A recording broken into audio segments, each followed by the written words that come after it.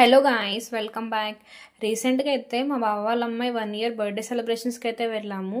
ఈ ఫంక్షన్ హాల్లో వచ్చేసి కొత్తగా కట్టిన నేషనల్ హైవే ఉంది కదా, ర్యాలింగ్ వెళ్ళే సైడ్ అయితే ఉంది. నేను కూడా ఫస్ట్ టైం అయితే ఈవెంట్ వచ్చేసి తనకు పార్టీ డన్ ఎవరికైనా ఐడియా ఉందా, వాళ్ళైతే ఆర్గనైజ్ చేశారనమాట ఈవెంట్ని.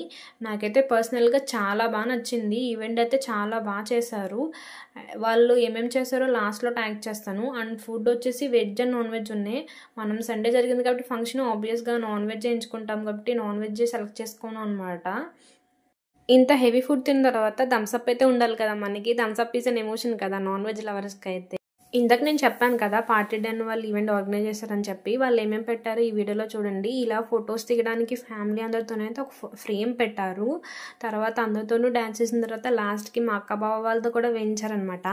వాళ్ళు ఏ పాటకి డ్యాన్స్ చేస్తున్నారో కింద గెస్ట్ చేస్తే కనుక కమెంట్ చేయండి. ఇలా ఈవెంట్ని అయితే చాలా బాగా సెలబ్రేట్ చేశారు.